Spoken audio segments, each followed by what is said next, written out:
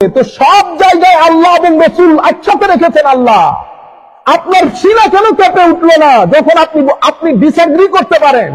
আমি হলে বলতাম নারায়ে রিসালাত আমার এখানে বলিয়েন না, কারণ আমি নারায়ে রিসালাতের শব্দের সাথে দ্বিমত পোষণ করি।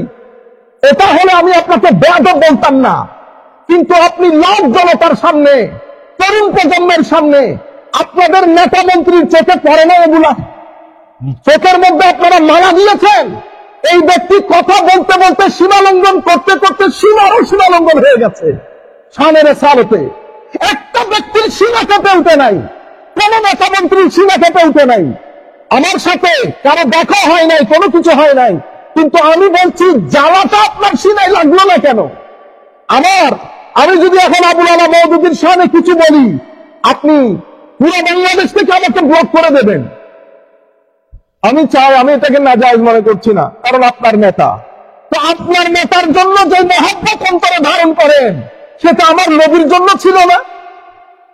সেটা আমার নবীর জন্য হয় নাই? আল্লাহ এবং রাসূল নাম একসাথে রাখলে বলে শিরক হয়ে যাবে। আপনি কোন পুকুরের মাছ?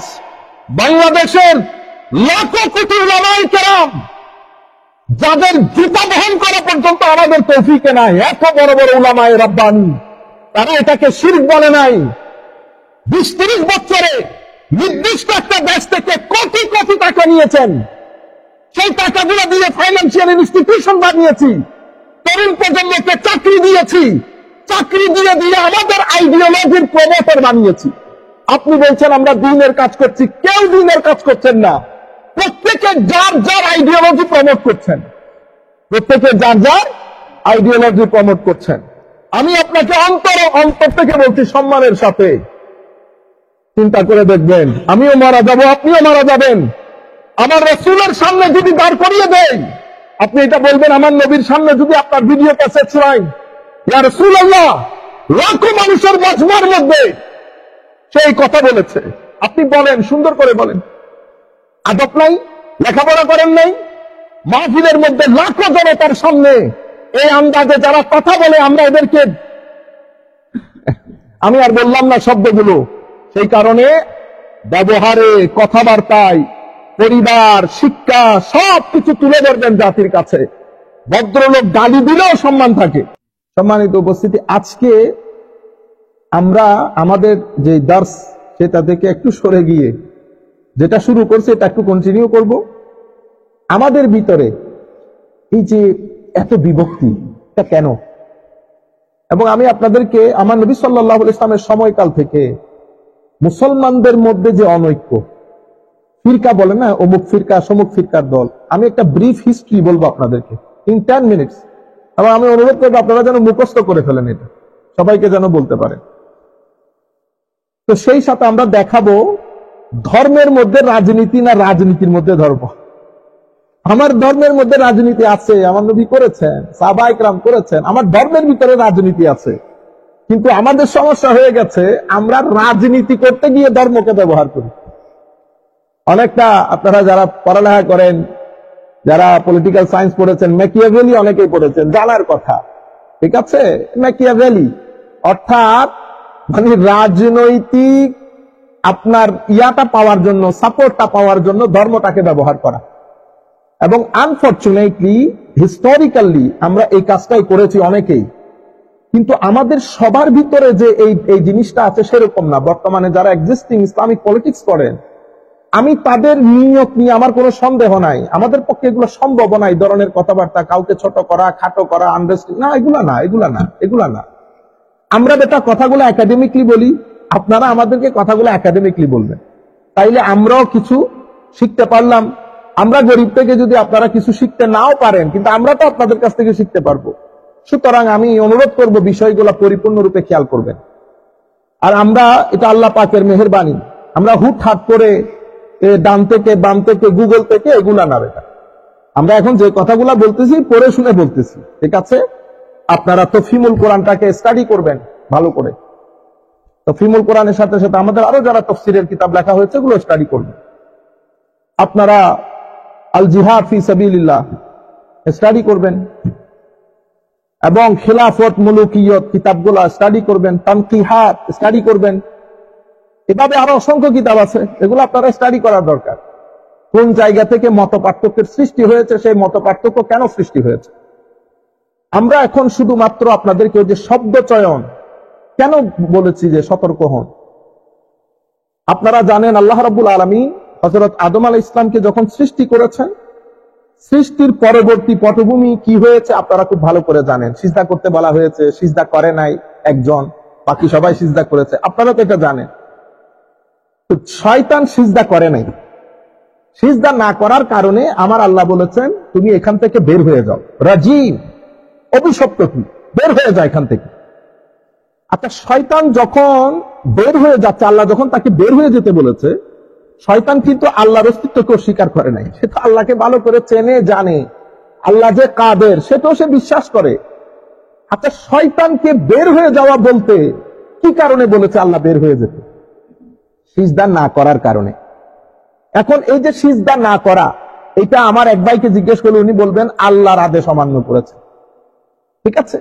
কিন্তু আমি আপনাকে বলবো না, আল্লাহর আদেশ তো অমান্য হয়েছে, আল্লাহর আদেশ অমান্য করার কারণে যদি শয়তান হয়ে যায়, তাহলে তো বাংলাদেশে পৃথিবীতে আপনি মানুষ খুঁজে পাবেন না। আমি আল্লাহর আদেশ কয়টা মান্য করি, বাকি আপনাদেরকে বাদ দিলাম। হয় আমরা যদি নিজেদেরকে দেখি, আমরা তো কোন আল্লাহর কোন আদেশ আমরাই মান্য করি না, আপনাদের কথা কি বলবো? তাহলে তো আমরাও রজিম। কিন্তু আমার নবী কোরআন হাদিসের মধ্যে আমাদেরকে রজিম বলতে নিষেধ করেছেন। কেন? আমার আল্লাহ বলছেন, বান্দা গুনাহ যদি পাহাড় সম হয় এবং সেই পাহাড় সম গুনাহ নিয়ে যদি 2 হাত তুলে দিস, আমি ক্ষমা করে দেব, আমি তোর গুনাহ দেখবো না। তখন আল্লাহর অবাধ্য করার পর আল্লাহ তো আমাকে ক্ষমা করে দিচ্ছেন, শয়তানকে কেন ক্ষমা করলো না? আপনি ভুল করছেন, আরেকবার রিথিং করেন। এখানে আল্লাহর আদেশ অমান্য তো হয়েছে, মূল বিষয় যেটা ঘটেছে সেটা হচ্ছে একজন নবী যিনি সমস্ত কুল কায়নাতের মানব কুলের পিতা, ওনার শানে বেয়াদবি হয়েছে। কি হয়েছে? বেয়াদবি। কেন? কারণ আপনি বলেছেন আমি সিজদা করব না, লা আসজুদ। কি বলেছেন? লিবাশার, আমি কোন বাশারকে সিজদা করব না। সে তো মিথ্যা বলে নাই, আদম আলাইহিস সালাম তো বাশার, ঠিক না? আল্লাহ তো নিজেই বলতেছেন ইন্নী খালিকুন বাশারা, আমি বশর সৃষ্টি করতেছি, তো সে তো মিথ্যা বলে নাই। কিন্তু সে বলছে আমি আদম বাশারকে সিজদা করব না। কেন?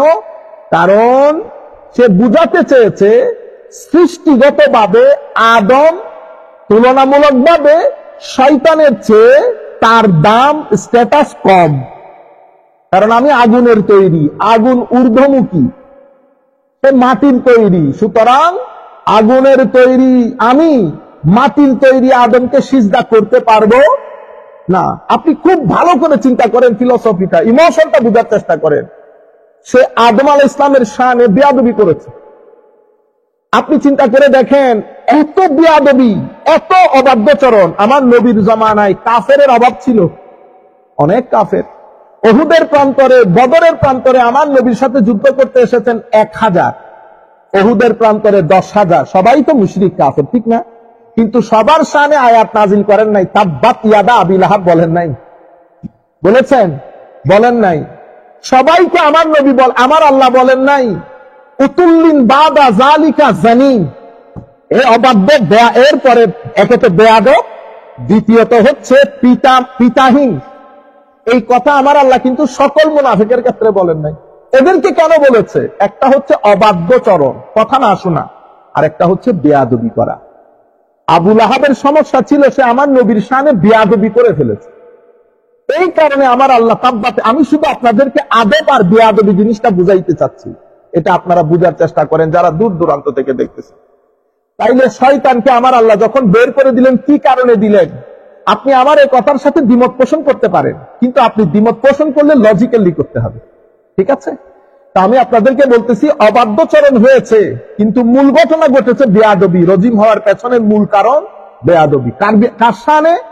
সমস্ত মানব কুলের পিতা, আমার আপনার সকলের নবী হযরত আদম আলাইহিস সালামের শানে।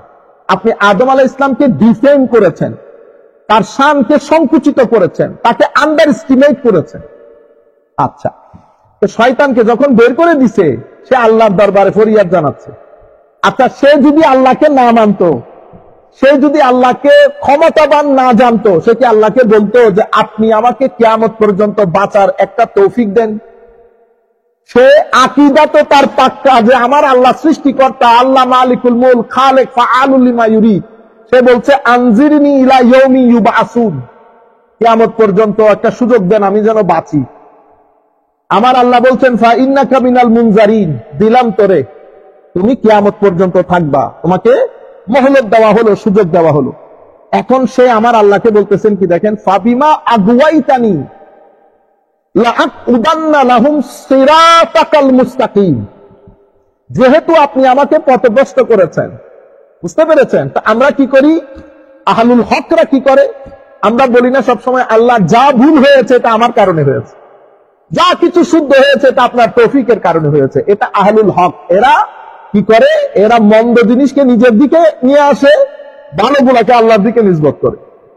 এই কি করেছে, এই বলছে ফাবিমা আগুয়াইতানি, যেহেতু আপনি আমাকে পথভ্রষ্ট করেছেন, লাআকুদান্না লাহুম সিরাতাকাল মুস্তাকিম, আমি আপনাকে চ্যালেঞ্জ করছি। কত বড় বেয়াদব দেখছে, অবাবদের কথা তো এরকম না, এই বেয়াদব বলে এই কথাগুলো বলতেছে। আমি আপনাকে বুঝাইতে চাচ্ছি বেয়াদবি জিনিসটা। সে বলতেছে যেহেতু আপনি আমাকে পথভ্রষ্ট করছেন, আমিও আপনাকে চ্যালেঞ্জ করছি, আমি সিরাতুল মুস্তাকিমের উপরে বসে যাব।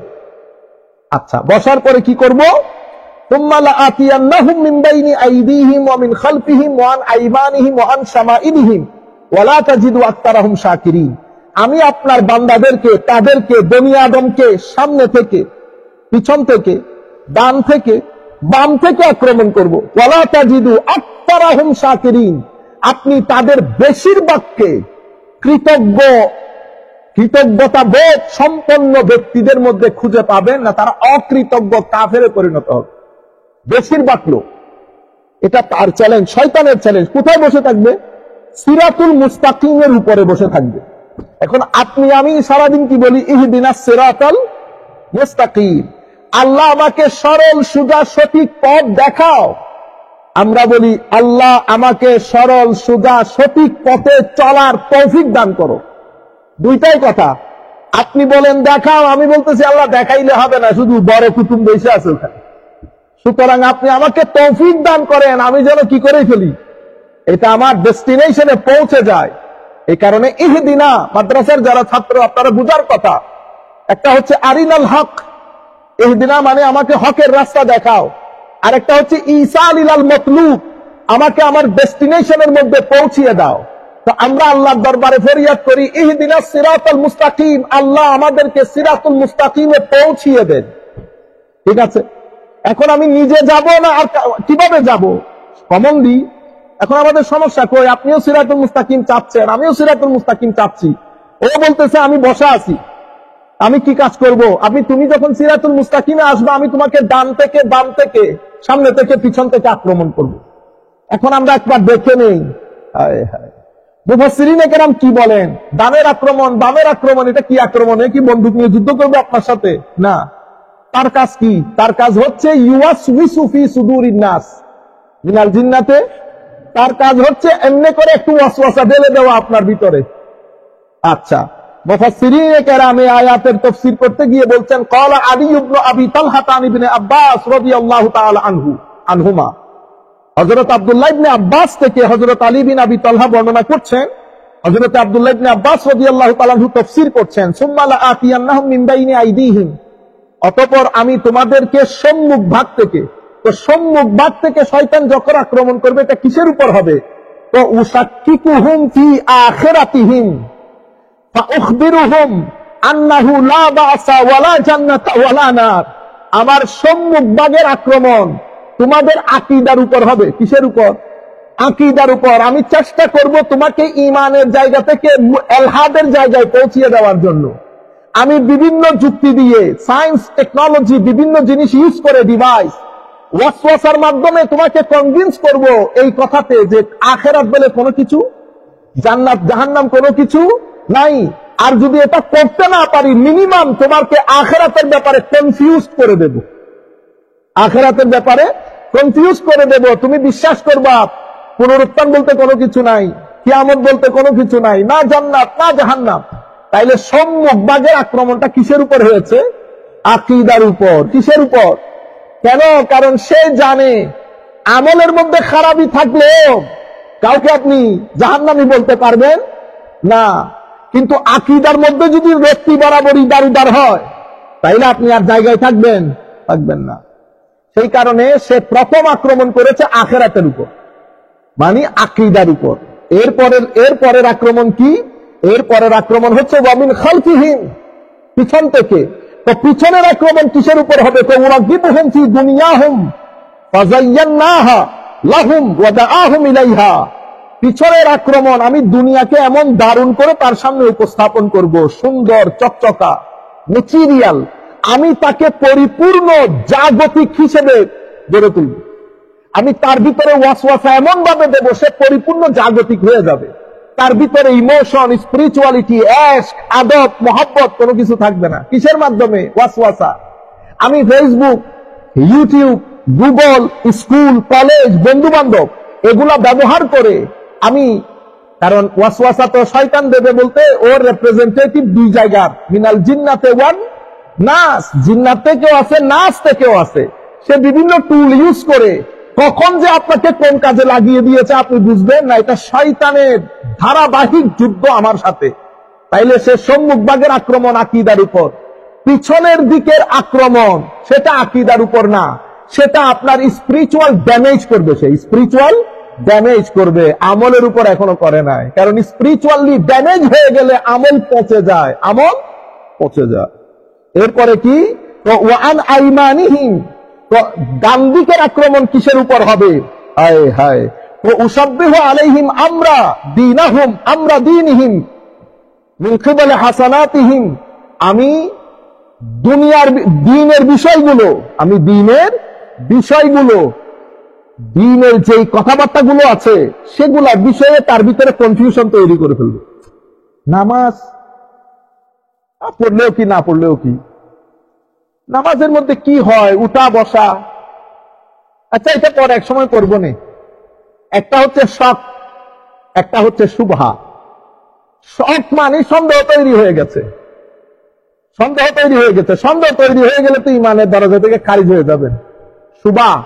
শুবা মানে আমি করতেছি কিন্তু আমার ভিতরে কিছু প্রশ্নের অবতারণা হয়, সেখানে মানুষ কাফের হয় না।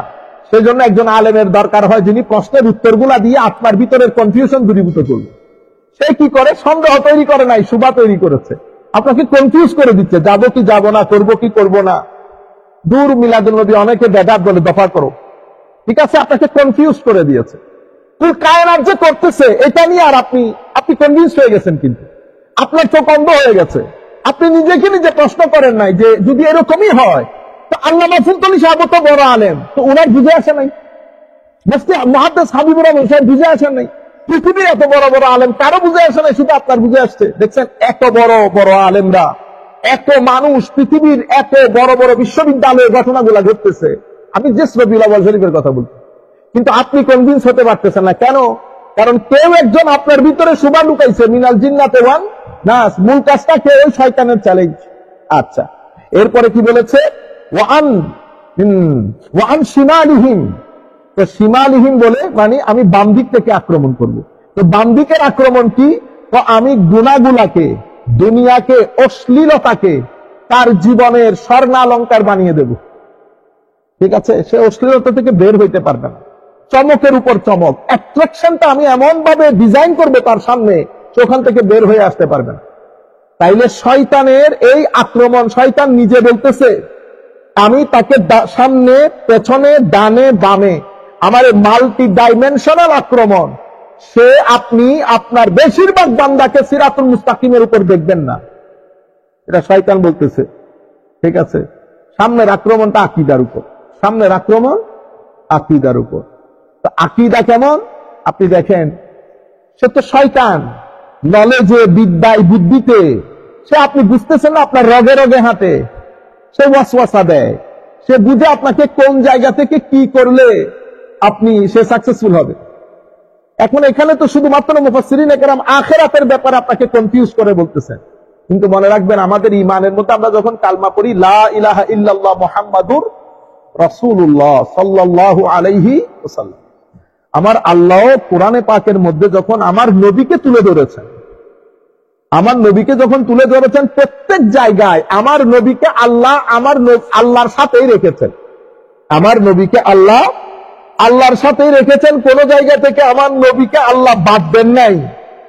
আনফরচুনেটলি, যেমন আমার আল্লাহ যখন বলেছেন, মনে আছে আমার নবী সাল্লাল্লাহু আলাইহি ওয়াসাল্লাম হিজরতের রাতে, আমি পাথর মারে নাই, হ্যাঁ, যাতে মুসলমানরা বের হয়ে যেতে পারে, পাথর মারছে কে? আমার আল্লাহ।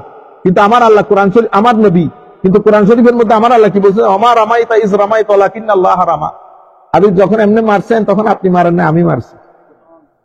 আমি শুধু আমার নবীকে প্রেজেন্ট কিভাবে করেছেন সেটা বোঝানোর জন্য। আচ্ছা, এরপরে যেমন আল্লাহ, একটা হচ্ছে আল্লাহর সন্তুষ্টি, আমরা বলি না আল্লাহ এবং রসুলের সন্তুষ্টি।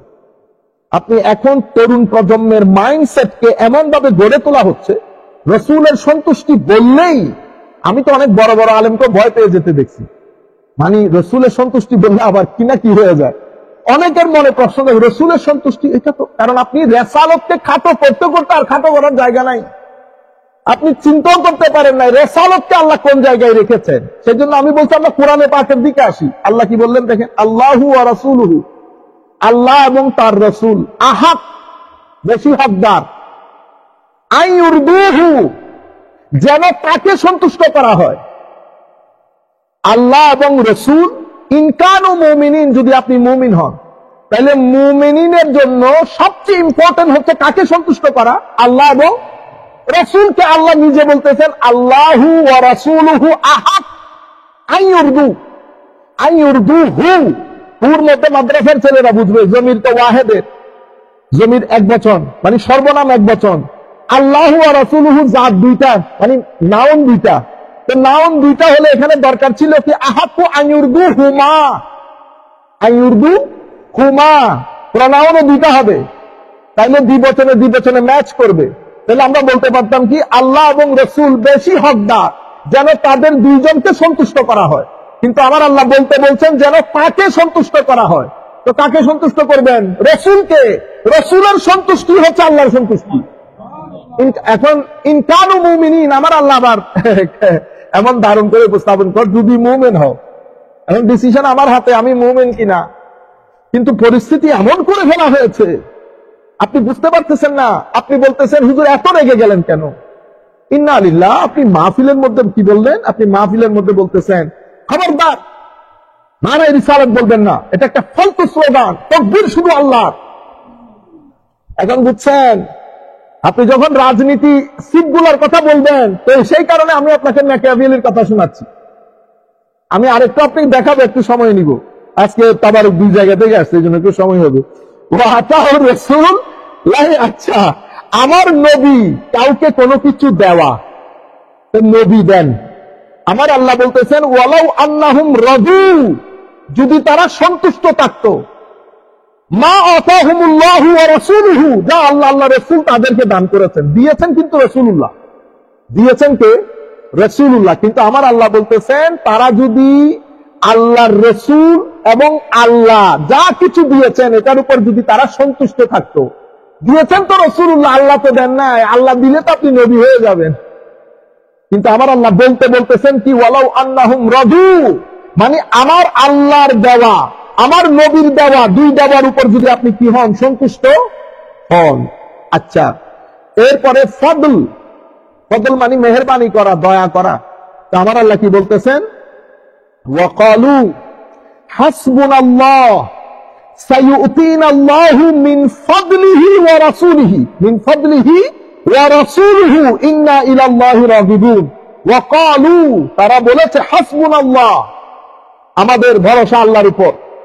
সাইয়ুতিনাল্লাহু, অনতি বিলম্বে আল্লাহ এবং রসুল দয়া করে আমাদেরকে দেবেন, আল্লাহ এবং রসুল দয়া করে আমাদেরকে দিবেন।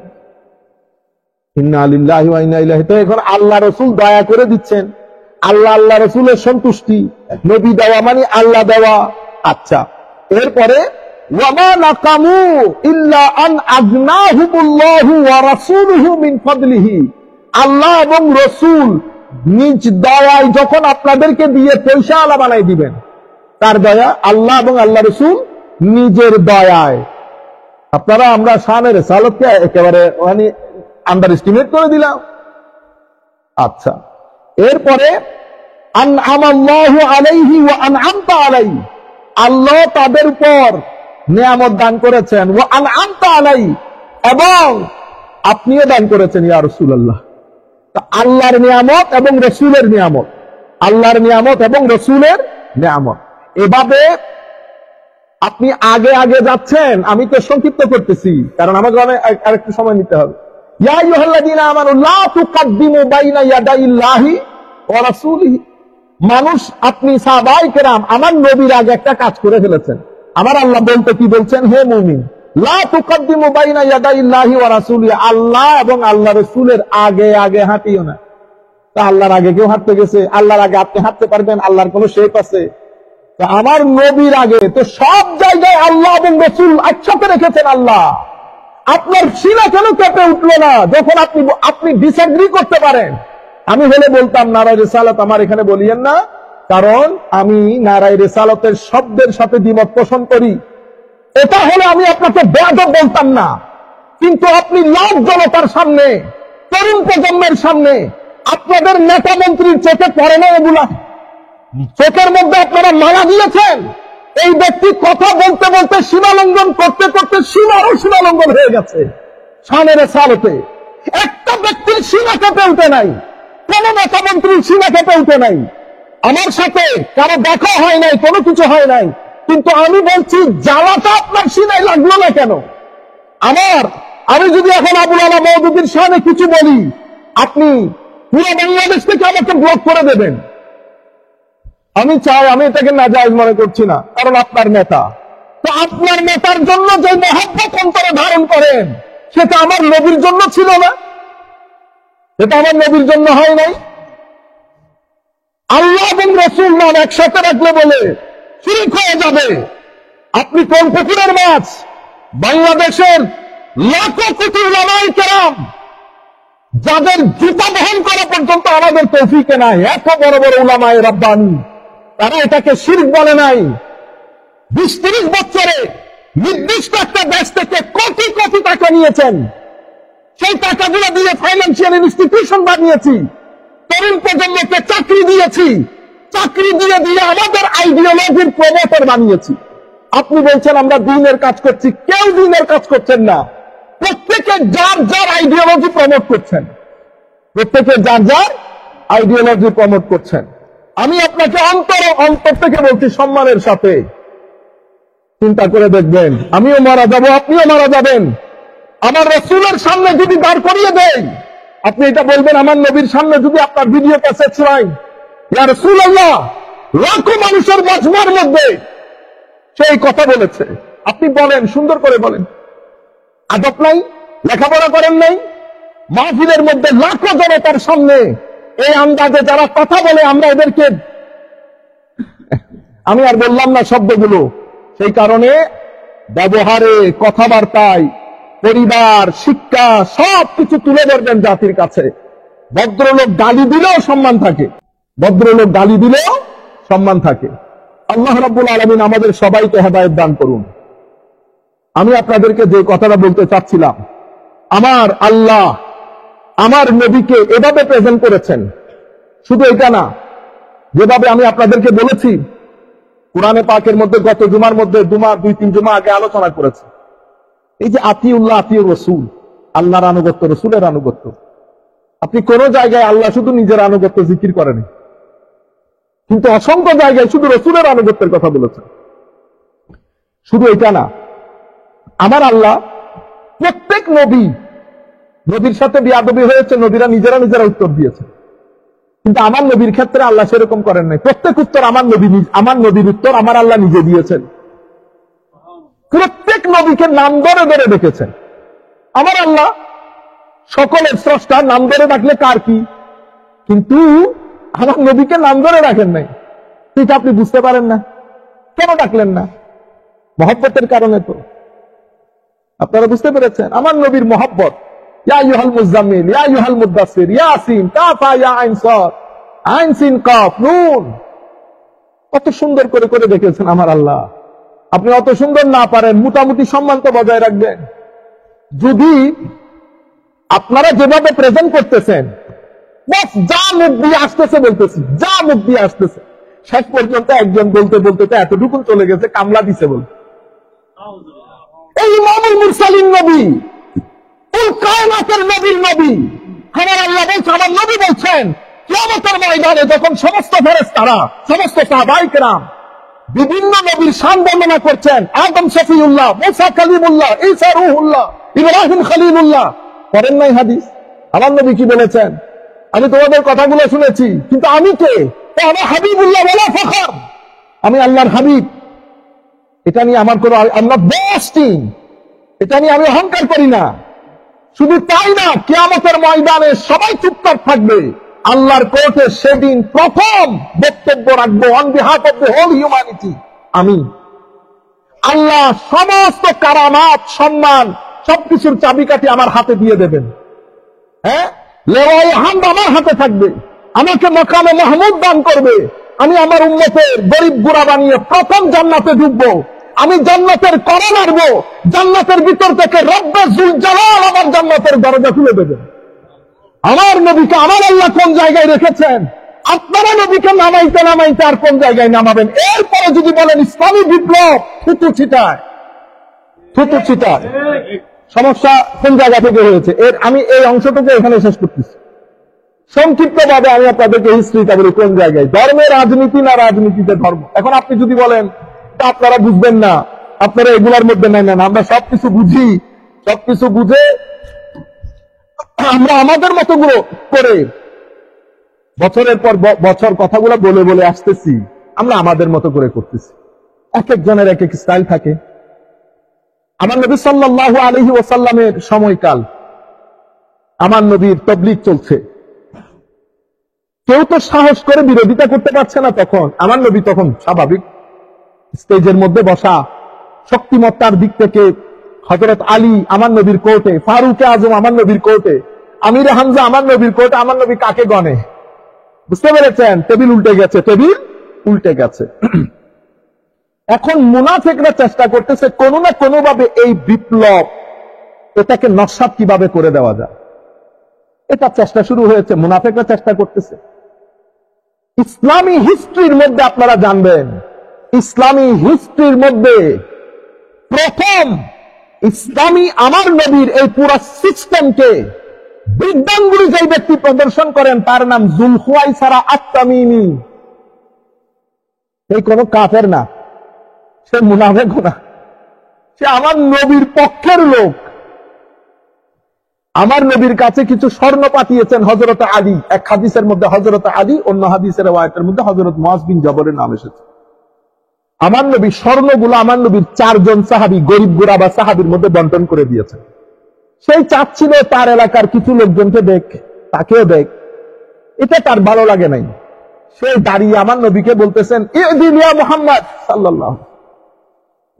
এখান থেকে বেয়াদবির যাত্রা শুরু।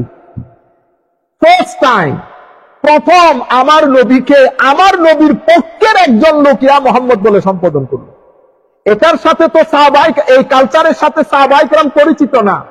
সাহাবায়ে কেরাম তো বিয়াবি আনতা ওয়া উম্মি ইয়া রাসূলুল্লাহ, আল্লাহু ওয়া রাসূলুহু আ'লামু, ফিদাকা ইয়া রাসূলুল্লাহ, হুজুর আপনার কদমে কুরবান, আমার মা বাবা আপনার কদমে কুরবান। সাহাবায়ে কেরাম তো এটা এই কালচারে অভ্যস্ত, তারা ইয়া মুহাম্মদের শান অভ্যস্ত না। এটা শোনার পরে সাহাবায়ে কেরাম তাকাইতেছে একজন আরেকজনের দিকে, বলে কি বেয়াদব, এ বলতেছে ইদিল, ডু জাস্টিস ও মুহাম্মদ, আপনি যেভাবে বন্টন করেছেন এটাতে আপনি পক্ষপাতিত্ব করেছেন। আপনি কি করেছেন? পক্ষপাতিত্ব। এটা কোনো কাফের বলছে না। আমার নবীর মজলিসের কোরআন পড়া, হাদিস পড়া, না কি বলে রোজা রাখা, নামাজ পড়া, আমার নবীর পিছনে পাঞ্জে গানা নামাজ পড়ে, কোরআন শরীফ পড়তে পড়তে ঠোঁট ভিজা রাখে, রোজাতে রমজানে রোজা রাখে, এই ব্যক্তি আমার মজলিসে উঠে কথা বলতেছে। এটা বলার পর ফারুক আজম, এক রাওয়ায়াতে ফারুক আজম, আরেক রাওয়ায়াতে খালিদ বিন ওয়ালিদ, ইয়া রাসূলুল্লাহ আমাদেরকে অনুমতি দেন এই খবিসের গর্দান উড়িয়ে দেই। আমার নবী বলতেছেন, না, তোমরা যদি এখন এর মারো লোকজন সমস্ত মুনাফিক একসাথে হয়ে প্রপাগান্ডা চালাবে। মুহাম্মদ সাল্লাল্লাহু আলাইহি ওয়াসাল্লাম নিজের মানুষগুলোকে মারা শুরু করেছে। এটা করা যাবে না। সে উঠে চলে যাচ্ছে। কেমনে গেছে জানেন? হায় হায়, সে পিচ দিয়ে উঠে চলে যাচ্ছে, সিম্পলি একটা বেয়াদবের মতো। আমরা যখন মাজারাত থেকে বের হই, আমরা যখন উস্তাদের মজলিস থেকে বের হই, আমার ভাই মানুষজনের সাথে কি একটা যুক্তি দেন, কোন মসজিদ থেকে বের হলে তো এভাবে করেন না। করি না এই কারণে আমরা আল্লাহর শরীরের অবয়বে বিশ্বাস করি না আহলে সুন্নাত ওয়াল জামাতের আকীদাদারী হিসাবে। আপনারা যেহেতু শরীরবাদী আকীদা, ইবনে তাইমিয়ার আকীদায় বিশ্বাসী, আপনারা শরীরবাদী আকীদায় পোষণ করেন। আমরা আহলে সুন্নাত ওয়াল জামাত সেই আকীদা পোষণ করি না। উস্তাদ এবং আউলিয়া, বড় বড় ওলি, এরা কারা ওলি? আউলিয়া কেরাম। এদেরকে আপনারা ছোট করতে করতে আর ছোট করার জায়গা নেই। খাজা মঈনুদ্দিনকে তো আপনি মজলিসের মধ্যে 2 টাকার পাতা বানিয়ে দিয়েছেন খাজা বাবা, গাজা বাবা বলে। হ্যাঁ, 40 বছরের রাজনীতি, 40 বছরের রাজনীতি কতটুকু সাকসেস হয়েছে আল্লাহ বিচার করবেন। এই ব্যক্তি একজন এসে কত লক্ষ মানুষকে মুসলমান বানিয়েছে, আপনি বিচার করে দেখবেন। সমালোচনা এইভাবে করে না। ভদ্র মানুষ এলমি, একাডেমিক এথিক্যালস বজায় রেখে সমালোচনা করে। আপনি সমালোচনা করতে পারেন, আমরা বলি না। আমরা আমাদের লোকজনকে যেই পরিমাণ ক্রিটিসাইজ করি, সেই পরিমাণ ক্রিটিসাইজ আপনাদেরকেও করি না। আমরা হাঁটতে বসতে বলি না এই মাজার এগুলা বন্ধ, হ্যাঁ বলতেছি না। আপনাকে বুঝাইতে হবে না, আমরা আমাদের গুলো এভাবেই করি। আমি আপনাদেরকে যে জিনিসটা বলতে চাচ্ছিলাম, সেই ব্যক্তি পিছ দিয়ে চলে যায়। চলে যাওয়ার সময় এটা একমাত্র হাদিস, যেই হাদিসের মধ্যে একজন ব্যক্তির পুরো অবয়ব বর্ণনায় এসেছে। এই ব্যক্তি দেখতে কেমন ছিল, কপাল কেমন ছিল, দাড়ি কেমন ছিল, কাপড় কোথায় ছিল, পরিপূর্ণভাবে বর্ণনা এসেছে। কি বর্ণনা এসেছে জানেন তো? এর এই হাড্ডিগুলা ভিতরে ঢুকা ছিল, এর মাথা মুন্ডানো ছিল, এর পায়জামা একেবারে হাঁটুর একটু নিচে ছিল, বুঝতে পেরেছেন? চোখগুলা ঢুকা ছিল, এই হাড্ডি বের করা ছিল। এটা কোন হাদিসের মধ্যে এই ধরনের করে কোন ব্যক্তির অবয়ব বর্ণনায় আসে নাই। সাহাবায়ে কেরাম কেন করেছেন? আমাদেরকে বুঝানোর জন্য যে অবয়ব দেখে যেন কি না করে ফেলি, নিজেদেরকে সন্দেহের মধ্যে বা নিজেদেরকে কনফিউশনের মধ্যে না ফেলি। চলে গেছে এই ব্যক্তি, তার নাম যুলখুয়াইসার আত-তামিমি। আমার নবীর শানে বিয়াদবির বাজার গরম করে, প্রথম বিয়াদবির বাজার দরজা খুলেছে সে। এই যুলখুয়াইসার আত-তামিমি, এর সাথে তো কিছু লোক ছিল, এই বাইরে গ্রামগঞ্জের লোক ছিল। এগুলো আস্তে আস্তে তাদের মজলিসের মধ্যে যারা আসা যাওয়া করতো, ঐক্যবদ্ধ হতে হতে হযরতে ফারুক আযমের জমানায় তো মুখও খুলতে পারে নাই। উসমানে গনি রাদিয়াল্লাহু তাআলা আনহুর জামানায় যখন ফিতনা আস্তে আস্তে মাথা ছাড়া দিয়ে উঠছে বিভিন্ন মুনাফিকদের কারণে, সেই কারণে আজকেও যারা দেখবেন মুসলিম দুনিয়ার মধ্যে মুনাফিক বেশি, এরা ওই রক্ত বহন করে। যারা মুনাফিকের রক্ত বহন করে, মীর জাফর বলেন, মীর কাসেম বলেন, দেখবেন ওই পিছনের দিক থেকে গেলে আমার নবীর সাথে যারা মুনাফিকি করেছে ওই রক্ত। আচ্ছা, তারা উসমানে গনির জমানায় ঐক্যবদ্ধ হতে শুরু করেছে। শুরু করে করে করে করে প্রথমে তারা নিজেদেরকে উসমানীয়িন, আমরা উসমান রাদিয়াল্লাহু তাআলা দলের লোক। তো কি আপনাদের চাওয়া পাওয়া কি? আমাদের চাওয়া পাওয়া হচ্ছে এই পুরা হত্যাকাণ্ডের পেছনে হযরত আলীর হাত। কার হাত? হযরত আলী। বুঝতে পেরেছেন? তো এদেরকে আমরা কি বলি? উসমানীয়িন। এরা উসমানী। এই গুরুটা পরবর্তীতে মুসলিম মিল্লাত এদেরকে খারেজি বলে। কি বলে? খারেজি, খাওয়ারিজ। খারেজি শব্দটা খারাজা ইয়াখরুজু থেকে, বের হওয়া। তো খারেজি কেন বলছে? কারণ এরা মুসলিম মিল্লাতের মেইন স্ট্রিম থেকে কি হয়ে গেছে? বের হয়ে গেছে। এই খারেজি হযরত আলী রাদিয়াল্লাহু তাআলা আনহু যখন খেলাফতের দায়িত্ব গ্রহণ করেন, তখন এরা অফিশিয়ালি মুসলিম সোসাইটি থেকে বের হয়ে দূরে এক জায়গায় তাবু গেড়ে মুসলমানদের বিরুদ্ধে যুদ্ধের ঘোষণা করে। পলিটিক্যাল খারেজি কোন আইডিওলজিক্যাল পার্টি ছিল না, এটা পলিটিক্যাল পার্টি ছিল, পলিটিক্যাল পার্টি। এখন আপনি ধর্মটাকে তাদের রাজনৈতিক স্লোগান কি ছিল জানেন?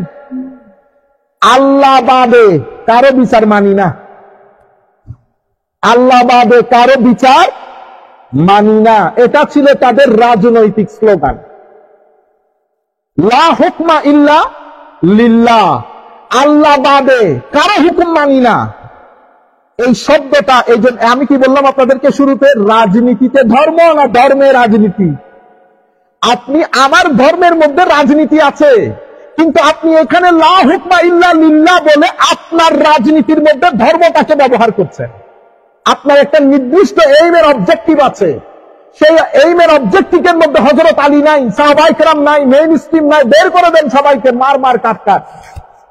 তাদের আকীদা কি? আপনি যদি নামাজ না পড়েন কাফের, আপনি যদি আল্লাহর হুকুম না মানেন কাফের। এই কাফেরের নিচে কোনো কি নাই, ঠিক আছে? জিহাদ জিহাদ জিহাদ চাই, জিহাদ করে বাঁচতে চাই। এই যুবক আসো দলে দলে জিহাদ। কার বিরুদ্ধে জিহাদ? আরেকজন আমাদের লোকজন কতগুলো পাগল, হুসাইনের জন্য রক্ত দেব। আমি রক্ত দেওয়ার দরকার নাই, হুসাইনের মতো জীবনটাকে যাপন করো। হুসাইন মিথ্যা বলে নাই, তুমিও মিথ্যা বলিও না। হুসাইন কাউকে ঠকাই নাই, তুমিও ঠকাইও না। ও দুনিয়ার মধ্যে হুসাইনের মতো জীবন যাপন করতে পারছো না, মানুষকে বলো হুসাইনের জন্য জীবন দিয়ে দিবে। তোমারে বলছেন হুসাইন জীবন দিতে। আপনারা বুঝতে পারছেন? কারো জন্য জীবন দিয়ে না, আপনি ওনার মতো করে জীবনকে যাপন করেন, সোসাইটি এমনিতে পরিবর্তন হবে। আপনারা বুঝতে পারছেন? তো এখান থেকে মুসলমানদের মধ্যে প্রথম ফেরকা শুরু হয়।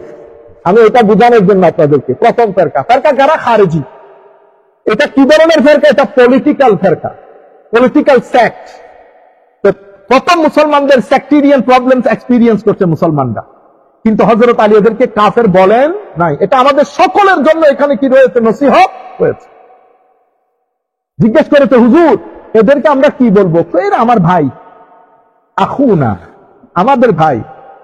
এতক্ষণ পর্যন্ত গত প্রায়, আমি তকরির শুরু করেছি 2004 থেকে, আপনারা একদিনের বক্তব্য বের করতে পারবেন আপনাদেরকে আমি অসম্মান করে কথা বলছি?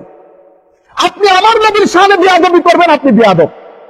আমি এর থেকে নিচে নামতে পারবো না, উপরে উপরে যাইতে পারবো, নিচে নামতে পারবো না। আপনি আমার নবীর শানে কাউবয় শব্দ ব্যবহার করবেন, আর ভালো, আপনি ভালো ব্যবহার আশা করবেন, ইম্পসিবল। কিন্তু আমরা ওই যে কাফের হাবিজাবি গুলো আহলুস সুন্নাহ ওয়াল জামাতের কি না কালচার, তো বলতেছে এখন আমাদের ভাই বাগাও, আমাদের বিরুদ্ধে বিদ্রোহ করেছে, বাগাওয়াত করেছে, কিন্তু কাফের না। তারা আলাদা করে তাবু বেড়ে মুসলিমের মেইন স্ট্রিম থেকে হযরত আলীর বিরুদ্ধে যুদ্ধ ঘোষণা করেছে, হযরত আলীকে কাফের ফতোয়া দিয়েছে। হযরত আলীকে কাফের নাম বলে নাই এমন অনেক সাহাবীকে হত্যা করেছেন এনারা। জবাই সংস্কৃতি, জবাই করে দেওয়া, এটার প্রথম, বুঝতে পেরেছেন? প্রথম মুসলিম উম্মতের সাথে প্রথম ইন্ট্রোডিউস করেন এরা, জবাই করে দেওয়া। বদরের যুদ্ধ, উহুদের যুদ্ধ, খন্দক, আপনি যুদ্ধগুলো বের করেন, কোন যুদ্ধে আমার নবীর সাহাবী কাউকে জবাই করেছে? আপনি জবাইয়ের কথা বলছেন। হযরত হারেসা রাদিয়াল্লাহু, কথা লম্বা হবে এই জন্য আমি ওইদিকে যাচ্ছি না। হযরত হারেসা রাদিয়াল্লাহু তাআলা আনহু আমার নবী সাল্লাল্লাহু আলাইহি ওয়াসাল্লাম জুহাইনা গোত্রে পাঠিয়েছেন যুদ্ধের জন্য। তারা, আপনারা জানেন, বিদ্রোহ শুরু করেছে। হযরত হারেসা রাদিয়াল্লাহু তাআলা আনহুকে আমার নবী সেনা প্রদান করে পাঠিয়েছে। উনি বলতেছেন, আমি আগের রাত আমাদের লোকজনকে হত্যা করতে দেখেছে কাফের মুশরিকরা। তারপরের দিন হত্যাকারীদের মধ্য থেকে একজনকে আমি পেয়েছি, পাওয়ার পর আমার সাথে আনসারী সাহাবী ছিল, আমি তাকে ঝাপটে ধরেছি। সে আমার অবস্থান দেখে বুঝতে পেরেছে সে মারা যাবে, কারণ আমি ডিসাইডেড টু কিল হিম। তখন সে বলেছে, আমি লা ইলাহা ইল্লাল্লাহ মুহাম্মাদুর রাসূলুল্লাহ পড়ছি, কলমা পড়ে ফেলেছি। কলমা পড়ার বেদ আনসারী সাহাবী স্টেপ ডাউন করেছে, তো আমি হত্যা করব না। কেন? আরে আমি নিজের চোখে দেখেছি গতকালকে সে, তো গতকালকে করেছে, আজকে তো সে কলমা পড়ে ফেলেছে, কলমা সে ভয়ে পড়েছে। কিন্তু আনসারী সাহাবী বলতেছে, তুমি করলে করতে পারো, বাট আমি এই কেসের মধ্যে নাই, আমি এই কেসের মধ্যে নাই, হত্যা করেছে। এই কথা তারা মদিনা শরীফ আসার আগে আমার নবীর দরবারে চলে গেছে। হারেসা এক ব্যক্তিকে কলমা পড়ার পরেও হত্যা করেছে। হায় হায়, আমার নবী ডাকলেন, হারেসা তুমি তাকে কলমা পড়ার পরেও হত্যা করলা? হারেসা বলতেছেন, ইয়া রাসূলুল্লাহ, ওই যে কথাগুলো আমি তার আগের দিন দেখেছি। উনি তো ওনার কথাগুলো রিপিটেডলি বলতেছেন, আমার নবী শুধু বলতেছেন, হারেসা কালমা পড়ার পরেও হত্যা করলা, কালমা পড়ার পরেও হত্যা করলা, কালমা পড়ার পরেও হত্যা করলা। এই কথা যখন বারবার বলছে, হযরত হারেসা বলতেছেন, কাশ আমি যদি আজকের আগে ইসলামী কবুল না করতাম, আমাকে এই যুদ্ধের মধ্যে যেতে হতো না। তখন বলতেছি, ইয়া রাসূলুল্লাহ, তখন আমার নবী বলতেছেন, হারেসা, কিয়ামতের ময়দানে সে যদি কলমা নিয়ে আল্লাহর কোর্টে উঠে, তোমার জবাব কি হবে? কারণ উনি বলতেছেন, ইয়া রাসূলুল্লাহ, ভয়ে বলছে। আমার নবী বলতেছেন, হাল সাক্ষাৎটা, তুমি তার অন্তরকে ছিঁড়ে দেখেছো? সে মিথ্যা বলতেছে, সে তোমার ভয়ে করতেছে। তোমাকে কে বলছে অন্তর নিয়ে টানাটানি করতে? আমাদের কাজ অন্তরের ভিতর দেখা না, আমাদের কাজ মুখের সাক্ষী। তখন উনি বলতেছেন, ইয়া রাসূলুল্লাহ, আপনি আল্লাহর দরবারে আমার জন্য তওবা করেন, ইয়া রাসূলুল্লাহ, আমার জন্য দোয়া করেন, ইস্তেগফার করেন। এটা বলার পরও আমার নবী তবুও বলতেছেন, হারেসা, কিয়ামতের ময়দানে সে যদি লা ইলাহা ইল্লাল্লাহ নিয়ে উঠে, তুমি কি জবাব দিবা? এটা আমাদের ধর্ম, এটা আমাদের ধর্ম। প্রথম এই খারেজি, এদের এত উগ্র ছিল। আমার নবী হাদিসে পাক, অসংখ্য হাদিসে এদের পরিচয় তুলে ধরেছেন। বুখারীতে, মুসলিমে, সবাই অধ্যায়গুলোর মধ্যে রচনা করেছেন কিতাবুল খাওয়ারিজ, কিতাবুল খাওয়ারিজ, কিতাবুল খাওয়ারিজ, খারেজিদের অধ্যায়। সেই অধ্যায়ের মধ্যে আপনি অসংখ্য হাদিস পাবেন, যে হাদিসগুলোতে আমার নবী বলেছেন, এদের নামাজ, এদের তাসবিহ, এদের কোরআনের তিলাওয়াত, এদের সবকিছু সাবি তোমাদের চেয়ে বেশি হবে। কিন্তু দিন থেকে তারা দূরে সরে যাবে। যেভাবে তীর ধনুক থেকে ছেড়ে দিলে ধনুক এক জায়গায়, তীর এক জায়গায়, ঠিক সেভাবে তারা দিন থেকে দূরে সরে যাবে। আপনারা বুঝতে পেরেছেন? আমার নবীর হাদিস। আচ্ছা, প্রথম সম্প্রদায় কি পেলেন? খারেজি। তাদের মৌলিক পরিচয় হচ্ছে হযরত আলীর প্রতি বুগজ রাখতেন, ঘৃণা।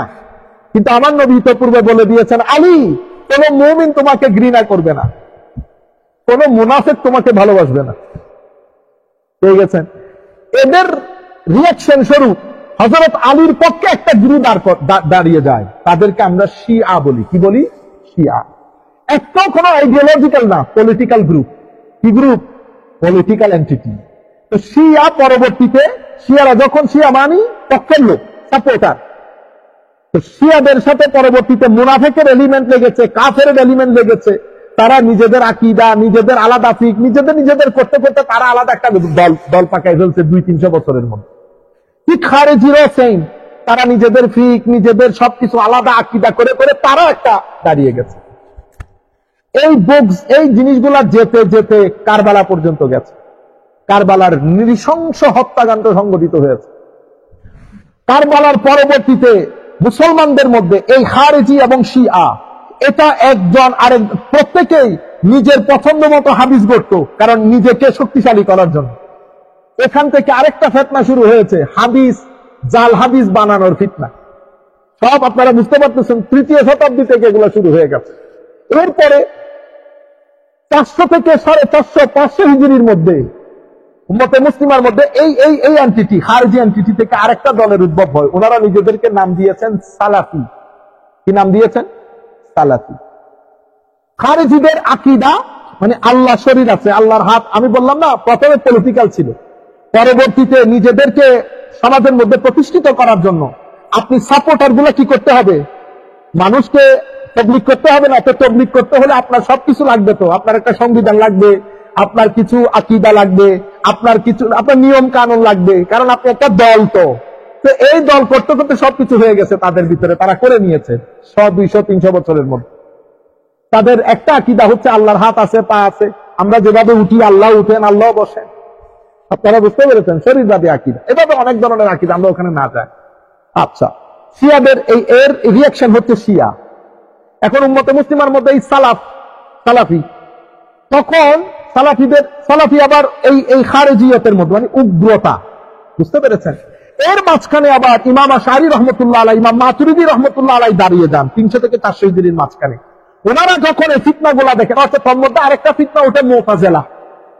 বুঝতে পেরেছেন? বাদশাহ মামুনের সময়কালে মুতাজিলা আর ইন্টেলেকচুয়াল, এদের দাবি হচ্ছে, মানে আল্লাহ রাব্বুল আলামিন আমাদেরকে যেহেতু আকল দান করেছেন, কি দান করেছেন? আকল। তাইলে অনেক কোরআনের আয়াত, হাদিসের আয়াত, এটা আমরা আকল দিয়ে বিবেচনা করব, যতটুকু বুঝে আসবে ততটুকু। তাহলে কোরআন হাদিস পিছনে, আকল আগে, আকল আগে। এটা কেন বলেছে জানেন? কারণ খারেজিদের মধ্যে একটা আকীদা হচ্ছে, আকল হচ্ছে আলাদা শয়তান। আকল কি? শয়তান, তাগুত। বুঝতে পেরেছেন? তো আকলকে, আকল ব্যবহার করা যাবে না। কোরআন হাদিসে যেভাবে বলছে সেভাবে। আল্লাহর ইয়াদুল্লাহ, আল্লাহর হাত, তার মানে আল্লাহর হাত। এখানে আপনি ফারদার অন্য কিছু ভাবতে, কোরআন হাদিসে যেভাবে আসছে। বুঝতে পেরেছেন? কিন্তু আমার আল্লাহ কোরআন শরীফের মধ্যে বলতেছে, কোরআনের কিছু আয়াত মুহকামাত, কিছু আয়াত মুতাশাবিহাত। মুহকামাত যেগুলো অর্থের দিক থেকে পরিষ্কার, মুতাশাবিহাত যেগুলো অর্থের দিক থেকে কিনা পরিষ্কার না, এগুলো কিভাবে বুঝবে? তো আলেমরা যেভাবে বুঝেছে সেভাবে। আপনারা বুঝতে পেরেছেন? তো এই ফিতনা গুলার কারণে এই মুতাজিলা যখন আসছে, মুতাজিলা বলতেছে না আগে আকল, আকল আগে, কোরআন সুন্নাহ পিছনে।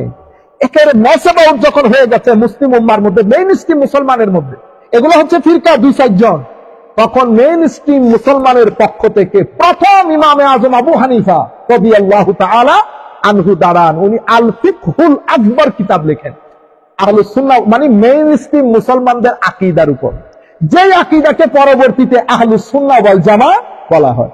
তো ইমামে আজম আবু হানিফা তাবেঈ, এরপরে উনার ছাত্র ইমাম তাহাবী 300 হিজরির মাঝখানে, 300-350 হিজরির মাঝখানে উনি এই আকীদাকে ফারদার আরো ইন্টারপ্রেট করেন মুসলমানদেরকে ঐক্যবদ্ধ রাখার জন্য। মেইন স্ট্রিম মুসলমানদের আকীদাগুলো রেখে এদের বিরুদ্ধে যারা কথা বলে তাদেরকে রদ করার জন্য, তাদের প্রত্যুত্তরের জন্য এই ইমাম তাহাবীর কিতাব আহলুস সুন্নাহ ওয়াল জামাতের আকীদা, এটাকে বাগদাদি ইমাম আশআরী, তাশকন্দের মধ্যে মাতুরিদের মধ্যে ইমাম মাতুরিদি, আবুল মনসুর মাতুরিদি, ওনারা এই আকীদাকে সময়ের ডিমান্ড, কারণ এখানে ফিলোসফিক্যাল প্রশ্ন তৈরি হয়েছে, সায়েন্টিফিক প্রশ্ন তৈরি হয়েছে, এই প্রশ্নগুলোর উত্তর দিয়ে ওনারা আহলুস সুন্নাহ ওয়াল জামাতের আকীদাকে আরো সামনের দিকে নিয়ে যান।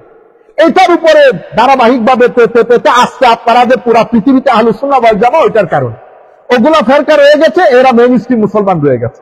আপনি বুঝতে পেরেছেন? তো 300 হিজরির মধ্যে সালাফি, এরা সেম ওই যে শরীরবাদী আকীদাকে প্রমোট করবে, উগ্রতাটাকে প্রমোট করবে। এটা হচ্ছে হযরতে কারবালার প্রান্তরে দুইটা শক্তি মুসলমানদের, একটা হুসাইনি, একটা ইয়েজিদি। মেইনলি ইয়েজিদি যেই সেন্টিমেন্ট, এটাকে প্রমোট করার জন্য ওনারা নিজেদেরকে সালাফ বলে দাবি করেছেন। সেই যুগের মধ্যে ইমাম ইবনুল জাওজি রাহমাতুল্লাহি আলাইহি ওয়া নাফা'না বিউলুমিহি ফিদ দারাইনি আমিন, যে কয়েকটা বড় মুহাদ্দিসের উপর উম্মতে মুসলিমা অহংকার করতে পারে, সেই ধরনের একজন মুহাদ্দিস ইমাম ইবনে জাওজি। উনি কিতাব লিখেছেন দাফউস শুবহা। তাদেরকে বলেছে, হে সাল, তোমরা নিজেদেরকে সালাফ বলিও না। খবরদার, ইমাম আহমদ ইবনে হাম্বল কখনো আল্লাহর শরীরে বিশ্বাস করতো না। দাফউস শুবহা, তাদের এই আকীদার রদের উপর ঐতিহাসিক কিতাব রচনা করেন ইমাম ইবনে জাওজি। বুঝতে পেরেছেন? কবর রচনা হয়ে যায়। এর পরবর্তীতে গাজালির মতো মানুষ আসে, হুজ্জাতুল ইসলাম, পুরা দুনিয়াকে ইহয়া উলুমুদ্দিনের মতো কিতাব লিখে, কিমিয়া ও সাদার মতো কিতাব লিখে পুরা উম্মতে মুসলিমাকে আবার নতুন করে একাডেমিক দুনিয়াতে একটা বিপ্লব তৈরি করে। সেই বিপ্লব পরবর্তীতে হযরত ইমাম গাজালি যাওয়ার পরে ইবনে তাইমিয়া আসে। ইবনে তাইমিয়া, হ্যাঁ, ইবনে তাইমিয়া উনি ওই আকীদাটা, শরীরবাদী আকীদা, উগ্রতা, ইসলামের মধ্যে বেদাতের নতুন সংজ্ঞা, আমার নবী সংশ্লিষ্ট যা কিছু আছে, নবীর মাজারে যাওয়া যাবে না, বেদাত, মিলাদ, মানে এই সমস্ত জায়গার মধ্যে বেদাতের যে ফতোয়া, ইবনে তাইমিয়া পক্ষটা নিয়ে ফেলেন। উম্মতে মুসলিমের মেইন স্ট্রিম থেকে সরে ওই যে খারিজিয়ত, ওই যে ইয়াজিদিয়ত, ওই যে সালাফিয়ত, আকীদাতান, আমি ওনার ফিকহের কথা বলছি না, অনেক বড় আলেম, অনেক বড় আলেম, উম্মতে মুসলিমের হাতে গোনা কয়েকজন আলেমের মধ্যে একজন, কিন্তু কোন পার্টিকুলার উস্তাদের সোহবত ছিল না। আমরা যেগুলো আমাদের উস্তাদের মুখে শুনেছি, অনেক বড় আলেম, কিন্তু আকীদার ক্ষেত্রে উনি এই ধরনের কথাবার্তাগুলো বলতেন। তবুও উনি ঈদে মিলাদুন নবী, তারপরে তাসাব্বুক, শেখ আব্দুল কাদের জিলানীর প্রতি সম্মান, এগুলা করতেন। কিন্তু উনি যাওয়ার পরে ওনার ছাত্র এসেছে ইবনে জাওজি, উনি ইবনে জাওজি, এটার নাম হচ্ছে ইবনুল কাইয়্যিম জাওজি, ইবনুল কাইয়্যিম জাওজি ওনার ছাত্র। উনি কিতাব লিখে কি জানেন? ইন্না লিল্লাহি আস-সাওয়াইকুল মুরসালা, আস-সাওয়াইকুল মুরসালা। ওই কিতাবের মধ্যে উনি বলছেন আমাদের এখানে তাগুত তিনটা। কয় তাগুত? 3 তাগুত। একটা হচ্ছে আকল, আকল একটা বড় তাগুত, আর একটা তাওয়িল বড় তাগুত, মাজাজ বড় তাগুত। তো এটা 3 তাগুতের আকল কেন? আমাদের আহলুস সুন্নাহ ওয়াল জামাতের এপিস্টেমোলজি একটা বিষয় আছে, মানে আমরা ইলম কিভাবে অর্জন করব।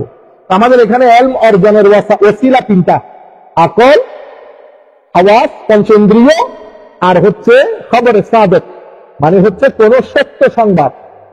এই 3টা হচ্ছে আমাদের ওয়াসাইলে মারিফা বলি, মানে জ্ঞান অর্জনের মাধ্যম। এখন এটার উপর উম্মতে মুসলিমা ঐক্যমত্য। ইবনে তাইমিয়া এবং ওনার অনুসারীদের দৃষ্টিতে আকল হচ্ছে বড় শয়তান। বুঝতে পেরেছেন? তারপরে মাজাজ, কোরআন শরীফের মধ্যে রূপক অর্থে অনেক কিছু ব্যবহার হয়েছে। উনি রূপক অর্থকে মনে করতেন শয়তান, রূপক বলা যাবে না, রূপক বললে ঈমান হারা হয়ে যাবে। এই জন্য এই কিতাবগুলা লেখে ওনারা আহলুস সুন্নাহ ওয়াল জামাতের বিরুদ্ধে এই শুরু থেকে প্রপাগান্ডা করত। আহলুস সুন্নাহ ওয়াল জামাত নাম দিয়েছে মুআত্তালা। কি নাম দিয়েছে? আস-সাওয়াইকুল মুরসালা আলাল জাহমিয়াতে ওয়াল মুআত্তালা। মুআত্তালা মানে যারা কোরআন হাদিসকে নিজের ইচ্ছা মতে আকল ব্যবহার করে অন্য অর্থে ব্যবহার করে মূল অর্থটাকে রহিত করে। আহলুস সুন্নাহ কি মূল অর্থটাকে রহিত করে? এই কাজ উনি শুরু করেছেন। তো এই উম্মতে মুসলিমার মধ্যে এই ইবনে তাইমিয়ার ব্যাখ্যাটা 700-750 হিজরিতে চলেছে, পরবর্তীতে রহিত হয়েছে, পরবর্তীতে ব্লক হয়ে গেছে। উম্মতে মুসলিমার উলামায়ে কেরাম ছিলেন, পার পায় নাই। যখন আমাদের তুর্কি শাসন পতনের পরে সৌদি আরব ক্ষমতায় আসলো, তারা উম্মতে মুসলিমার এই 5% এই আকীদাটাকে গ্রহণ করে 95%কে বেদাত এবং মুশরিক ফতোয়া দিয়ে এটাকে আউটসাইড করে দিয়েছে। এটার বিরুদ্ধে এই ইবনে তাইমিয়ার এই আকীদাগুলো নিয়ে এটাকে প্রমোট করা শুরু করেছে। শুরু করতে করতে এটাকে এক্সট্রিম পর্যায়ে নিয়ে গেছে এবং তারা পুরো ব্লক করে দিয়েছে আহলুস সুন্নাহ ওয়াল জামাত। এখান থেকে জিহাদের ক্ষেত্রে তাদের ব্যাখ্যা যদি দেখেন অনেক উগ্র। ইসলামী শাসন আপনি ইসলামী শাসন মানে হাত কেটে দেওয়া, সোসাইটির মধ্যে আপনি বুঝিয়েছেন পুরো পৃথিবীর মধ্যে। আমি আমার এখনো মনে আছে ইংল্যান্ডের মধ্যে যখন আমি ইসলামী শাসন নিয়ে কথা বলতেছিলাম, আমাদের লোকাল আন্টি বলেছিল, কি বলো তুমি এগুলা তো আমরা কখনো শুনি নাই। আল্লাহ ইসলামী খিলাফত মানে ইসলামিক স্টেট, ইসলামিক রাজনীতি। আপনি যেমন রাজনীতি করছেন আমারও সমান রাজনীতি, কিন্তু আমার সিস্টেমটা আপনার সিস্টেমের চেয়ে ভালো। আমার সিস্টেমের মধ্যে পিসফুল কোএক্সিস্টেন্স আছে, আমার সিস্টেমের মধ্যে ডেমোক্রেসি আছে, আমার সিস্টেমের মধ্যে হিউম্যান রাইট। এখন তাকে বোঝানো হয়েছে ইসলামী আইন মানে হাত কেটে দিবা, ইসলামী আইন মানে একজনকে গায়ে রাইয়া তারে পাথর স্টোনিং করে, এটাই তো যুবকদের মাথার ভিতরে ঘুরে। কেন? কারণ আমাদের যখন তুর্কি শাসন পতন, সৌদি আরব ক্ষমতায় আসে, এর পরবর্তীতে আপনারা জানেন ইংল্যান্ড এবং ফ্রান্সের ক্ষমতা প্রতিষ্ঠিত হয়ে যায় চতুর্দিকে। মুসলমানরা অস্ত্র যেতে যেতে যেতে একেবারে দেওয়ালের সাথে পিঠ লেগে যায়। এরপরে মুসলমানদের মধ্যে আবার বিপ্লবের একটা চিন্তা, মুসলমানরা আবার ঘুরে দাঁড়াতে চেষ্টা করে। ঘুরে দাঁড়াতে চেষ্টা করার সময় সেখানে আমাদের আবুল আলা মওদুদী, জামাল উদ্দিন আফগানি, শেখ আব্দুল সহ অসংখ্য লোক বিপ্লবের জন্য কাজ করে। বিপ্লবের জন্য কাজ করতে গিয়ে তারা আকীদা, শানে রিসালাত, তাসাব্বুফ এগুলাকে আন্ডার এস্টিমেট করে। তারা তরুণ প্রজন্মকে জিহাদি মনোভাব সম্পন্ন করে তোলার চেষ্টা করে। আমি নিয়তের মধ্যে নিয়ত আমি খেলতে পারবো না, নিয়ত হয়তো ভালো ছিল, কিন্তু প্রসিডিংসটার সাথে আমি তো আর বলতে পারবো না যে আমি দ্বিমত, আমি ছোটখাটো মানুষ।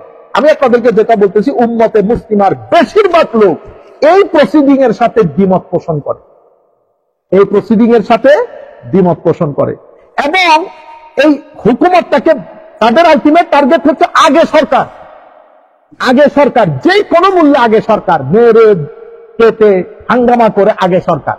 এখন আগে সরকার আপনি প্রতিষ্ঠা করবেন, উম্মতে মুসলিমার মধ্যে আকীদা আছে, আমল আছে, আখলাক তাসাউফ আছে। আপনি আকীদার ক্ষেত্রেও কোনো পক্ষ নেন নাই, জগা খিচুড়ি করে ফেলেছেন। আমলের ক্ষেত্রেও কোনো পক্ষ নেন নাই, জগা খিচুড়ি করে ফেলেছেন। তাসাউফকে আপনি সেই করেছেন। এই টোটাল জায়গার মধ্যে আপনি শুধু ইবনে তাইমিয়াকে গ্রহণ করেছেন। আপনি ভুলে গেছেন ইবনে তাইমিয়াকে পুরা মুসলমানের মধ্যে হয়তো এখন টাকা পয়সা খরচ করার কারণে 20% মানুষ মানে, 80% মানুষ তো গাজালি ভক্ত। তো উম্মতে মুসলিমার দুইটা ব্যক্তির মধ্যে আপনি এক ব্যক্তিকে না করে দিয়েছেন, আরেকজন ব্যক্তিকে প্রমোট করেছেন, যার কারণে বেশিরভাগ মানুষ আপনাদেরকে গ্রহণ করে নাই। বেশিরভাগ মানুষ মনে করে আপনারা রাজনীতিতে ধর্মটা ব্যবহার করেছেন। ধর্মের মধ্যে অবশ্যই রাজনীতি আছে, কিন্তু বেশিরভাগ মানুষ মনে করছেন আপনি রাজনীতিতে ধর্মটা ব্যবহার করছেন। কেন? কারণ আমাদের বর্তমান কর্মকাণ্ডের কারণে। এই ছিল আপনাদেরকে আমি ব্রিফ একটা হিস্ট্রি বললাম, এতটুকু মনে রাখলে হবে। আপনারা একেবারে, আমি অনেক বইয়ের লেখাপড়া আপনাদেরকে 30 মিনিটে বলে দিচ্ছি, এগুলা কিন্তু আমার জানতে অনেকদিন পড়তে হয়েছে, বড় বড় কিতাব আপনি 30 মিনিটে জেনে গেছেন। আল্লাহ রাব্বুল আলামিন আমাদের হামি ও নাসির হোক। এখানে যদি আমাদের কোনো ভুল ভ্রান্তি হয়ে থাকে, আল্লাহর দরবারে আমরা পানা চাই, ক্ষমা চাই, এবং আমার নবীর দরবারেও ক্ষমা চাই। এবং কোন শব্দ মানে আমাদের কোনো ভাই যদি মনে কষ্ট পেয়ে থাকেন, সেই জন্য ক্ষমা চাই। একটা জায়গার মধ্যে আমাদের ইমোশন, ব্রেন কোনো কিছু কাজ করে না, সেটা শানে রিসালাত। শানে রিসালাতের মধ্যে শব্দ চয়নে যদি আপনি অস্বাভাবিক হন, তখন আর আপনার এত বড় এত কিছু জিনিস দেখার আমাদের কোনো সময় থাকে না। আমরা সব সময় আপনি যখন ওপেন থাকেন, আমি ধর্মকে রাজনীতিতে ব্যবহার করবো না। আমি রাজনীতি করব ধর্মের কারণে। যখন করব আমার একটা প্রিন্সিপাল থাকে। আমার প্রিন্সিপাল আপস এন্ড ডাউন হয় কেন? বুঝতে পেরেছেন? প্রিন্সিপাল আপস এন্ড ডাউন হয়ে যায়। আমাদের ইসলামিক ফাউন্ডেশনের মধ্যে যদি আপনি ঢুকেন, তো আপনি দেখবেন নির্দিষ্ট এক আকীদার লোক 90%। তা আমি আপনাকে যদি জিজ্ঞেস করি, এই যে আপনি বলতেছেন না সবাইকে একসাথে নিয়ে চলবো, আমাদের একটা খেলাফত দরকার, তো কোন খেলাফত করছেন? এটা কোন খেলাফত করছেন? বাংলাদেশে কি যোগ্য মানুষ আর নাই? সেই কারণে আমাদের যারা সেকুলার, কারণ আমাদের দেশে দুইটা সমস্যা, একটা হচ্ছে একেবারে ধর্মান্ধ লোক, আর একটা হচ্ছে ধর্মদ্রোহী লোক। আমাদের যারা সুটেড বুটেড লোক, যারা মনে করে যে আমি নামাজ পড়ি, আমি অমুক করি, আমি সমুক করি, কিন্তু কোরআনের আইন, আমার নবী, এগুলো বললে আপনি মানতে পারেন না। আপনি ভোট আবার ওইখানে দেন না। আমি আপনাকে বলছি আপনি এক জায়গায় থাকেন, আমার নবীর আইনের উপর কোনো আইন নেই, বাস, এন্ড অফ দ্য স্টোরি। কিন্তু আপনি এটা মানতেছেন, এটা মানতেছেন, এটা কি হবে? আমরা বলবো পথভ্রষ্টতা। পথভ্রষ্টতা, আপনারা বুঝতে পারছেন? এটা হচ্ছে আমরা যারা ধর্মদ্রোহিতার দিকে চলে যাচ্ছি। আর ধর্ম অন্ধ মানে হচ্ছে আমি যেরকম বলছি সেরকম, এর বাইরে কোনো ধর্ম নাই। আমার সাথে যারা দ্বিমত পোষণ করে কেউ মুসলমান না, এটাকে ধর্মান্ধ বলে, এটাকে ধর্মান্ধ বলে। আল্লাহ রাব্বুল আলামিন আমাদেরকে এটা থেকে রক্ষা করুক, আল্লাহ রাব্বুল আলামিন আমাদেরকে এটা থেকে রক্ষা করুক, আল্লাহ রাব্বুল আলামিন আমাদেরকে মধ্যম পন্থা অবলম্বন করার তৌফিক দান করুক।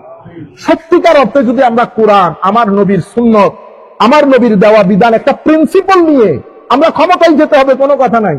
আমরা যদি একটা প্রিন্সিপাল নিয়ে সামনের দিকে যাই, তরুণ প্রজন্ম আমাদেরকে গ্রহণ করবে। আমরা একটা প্রপাগান্ডা মুছে দিতে হবে যে হাত পেটা, এই যে পাথর নিক্ষেপ করা, এটার নাম ইসলামী শরিয়া আইন না। আপনি আরেক ব্যক্তি, আরেকজন, আরেক কি বলবো, সবাই এখন লাখ মানুষের মধ্যে বলতেছে আসেন যুবক, যুদ্ধের মধ্যে ঝাঁপিয়ে পড়ে। কার লগে যুদ্ধ? ওই কার লগে যুদ্ধ? ও ঘরের মধ্যে আপনি শান্তি প্রতিষ্ঠা করতে পারেন নাই, দুই ভাইয়ে 4 কাঠা জায়গা নিয়ে, দুই ভাইয়ে 4 কাঠা জায়গা নিয়ে। একজন আমাকে বলতেছে, হুজুর বাংলাদেশের মধ্যে আপনি কেমনে শান্তি প্রতিষ্ঠা করবো? আরে বাবা, ও 2.5 ফিট শরীরের মধ্যে শান্তি প্রতিষ্ঠা করতে পারেন না, আপনি বাংলার জমিনে শান্তি প্রতিষ্ঠা করবেন? আগে এখানে শান্তি প্রতিষ্ঠা করেন।